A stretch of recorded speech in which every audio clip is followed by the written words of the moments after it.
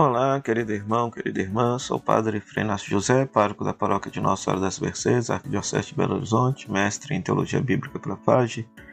Seja bem-vindo ao nosso programa Pão da Palavra, no qual nós meditamos a Palavra de Deus proclamada neste domingo. Minha saudação à Rádio Comunidade FM de Bom Sucesso, à Web Rádio Nossa Mãe de Birité, nossas parceiras da evangelização e a todos aqueles que nos acompanham pelas nossas redes sociais. Neste domingo nós estamos celebrando a solenidade da Epifania do Senhor. Nós temos como palavra de Deus Isaías capítulo 60, versículo 6, Efésios capítulo 3, versículo 2 a 3, depois versículo 5 a 6, e depois Mateus capítulo 2, versículo 1 a 12. Vamos meditar a palavra de Deus. Na primeira leitura, nós temos um anúncio da adoração universal em Jerusalém. O profeta anuncia que, por ocasião das deportações que despovoaram a Galileia lá no século VIII, o profeta anuncia uma nova luz para aquela região. 200 anos depois, um discípulo do profeta Isaías repete a mesma imagem, aplicando agora a cidade de Jerusalém ao povo de Judá que, de volta do exílio, se meteu a reconstruir a cidade e o templo. Torna-te luz, levanta-te, acende as luzes.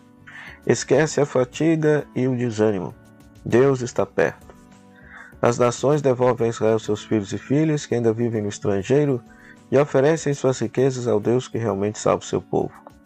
Então é interessante que no final da leitura se tem esta imagem das nações trazendo suas riquezas de além-mar para a cidade de Jerusalém. Uma inundação de camelos, de dromedários, de Madiã e Efa, de cobrir. Então é esta imagem que Mateus vai utilizar no Evangelho, que nós vamos meditar a seguir.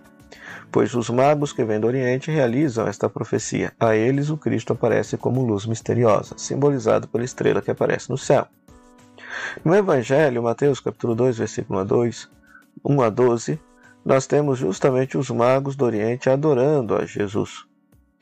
Ora, no novo povo de Deus, não importa ser judeu ou gentio, importa é a fé. Vale ressaltar que, para o povo judeu, aqueles que deveriam abraçar a fé eram somente judeus. Eles tinham um certo preconceito para com os pagãos, para com os estrangeiros, abraçarem a fé. Essa mesma preocupação, essa mesma ideia, de certa maneira, passou também para o cristianismo primitivo, sobretudo de herança judaica. E o Evangelho de Mateus é uma comunidade, um evangelho produzido por uma comunidade de origem majoritariamente judaica, mas que agora começa a abrir-se aos pagãos. Pois muito bem, esses magos que estão no texto simbolizam justamente esses pagãos que agora abraçam a fé. No novo povo de Deus, portanto, não importa ser judeu ou gentio, o que importa é a fé. O Evangelho de Mateus termina na missão de evangelizar todas as nações. Está lá no capítulo 28. Mas já no início os magos prefiguram isso. Os doutores de Jerusalém, ao contrário, sabiam onde deviam nascer o Messias, mas a estrela da fé não os conduziu até lá. Então é muito interessante essa narrativa do Evangelho de Mateus. Por quê? Porque os magos, que a palavra magoi aqui significa justamente astrólogo, eram os estudiosos dos astros daquele tempo, ou as pessoas que cultuavam os astros daquele tempo, eles, seguindo a sua fé, seguindo o seu conhecimento, eles chegam até a Jesus para o adorar. Mas aqueles que têm a Sagrada Escritura, que são os sacerdotes de Jerusalém, rei Herodes, eles tendo a Escritura que mostra para eles onde está o Messias, eles não chegam a adorar o Salvador.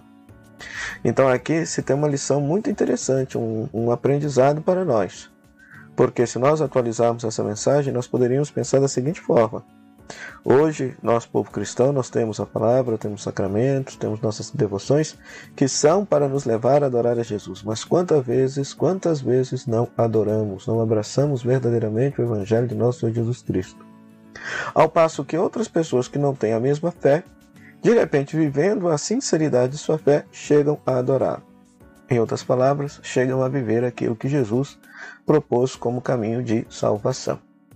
Então, esse Evangelho deve nos fazer pensar e deve nos estimular a verdadeiramente não sermos como Herodes e os sacerdotes de Jerusalém, mas sermos verdadeiramente como os magos de nos deixar guiar pela luz da fé, que nos haverá de nos levar até Cristo para o adorar e o reconhecer como Salvador. Já a segunda leitura, Efésios capítulo 3, versículo 2 a 3 e 5 a 6, o apóstolo Paulo, ou o autor desta carta, nos ensina que os gentios agora também participam das promessas divinas em Cristo. Se nós pegarmos o Antigo Testamento, as promessas de salvação se dirigem inicialmente a Israel. Mas Deus vem mais longe que isso. Os antigos profetas o sabiam, mas o judaísmo esqueceu. Até Paulo o aprendeu com demasiada surpresa, porque Paulo, a princípio, também acreditava que a salvação era para os judeus. Mas o contato, o encontro com Cristo ressuscitado, lhe faz esta revelação desse grande mistério, de que agora os pagãos também são chamados à paz messiânica.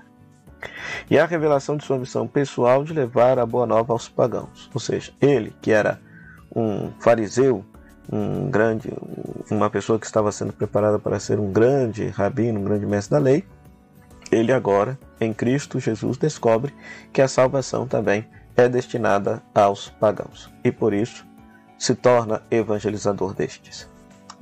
E vai ser o grande promotor da abertura das comunidades cristãs para os pagãos, para aqueles que não nasceram em Israel. E de certa maneira temos que dar graças a Deus por essa postura de Paulo ter prevalecido na fé cristã, porque caso contrário nós ainda seríamos, ou seja, nós não teríamos acesso ao Evangelho de Jesus e o cristianismo ainda estaria restrito às terras de Israel, às comunidades judaicas de Israel.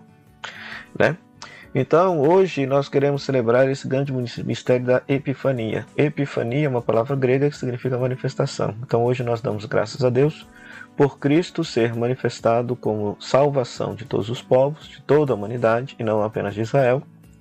E o segundo sentido do mistério da Epifania é que Deus se manifestou carnalmente no nosso meio. Ou seja, nós acreditamos que Jesus Cristo é o Verbo de Deus que se fez carne e habitou entre nós. É o próprio Deus que se fez carne e habitou entre nós. Então a divindade manifestou-se de forma visível na pessoa de Jesus Cristo. E nós queremos dar graças a Deus por esse grande mistério nesse dia. Então peçamos ao Senhor a graça de termos a luz da fé, de reconhecermos Jesus, o verdadeiro Deus, verdadeiramente humano, de acolhê-lo em nosso coração, deixá-lo iluminar as trevas da nossa vida e aprender com ele a acolher a todas as pessoas na nossa comunidade, pois a salvação é para todas as pessoas.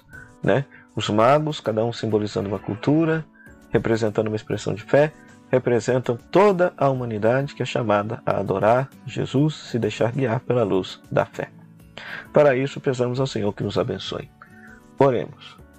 Ó Deus, que hoje revelastes o vosso Filho às nações, guiando-as pela estrela, concedei aos vossos servos e servas, que já vos conhecem pela fé, contemplar-vos um dia face a face no céu. Por nosso Senhor Jesus Cristo, vosso Filho, na unidade do Espírito Santo. Amém. O Senhor esteja convosco, Ele está no meio de nós, que a bênção de Deus Todo-Poderoso, Ele que é Pai, Filho e Espírito Santo, desça sobre vós, permaneça para sempre. Amém. Meu muito obrigado, Rádio Comunidade FM, a Web Rádio Nossa Mãe de Birité, que nos cede esse espaço para pregar a Palavra de Deus, a você, querido rádio ouvinte internauta, pela sua audiência. Se você está passando aqui pela primeira vez, então se inscreva no nosso canal, deixe o seu like, deixe o seu comentário, compartilhe com todos aqueles que desejam conhecer melhor a Palavra de Deus e ative as notificações. Até o próximo programa, Pão da Palavra. Se Deus quiser, tchau, tchau.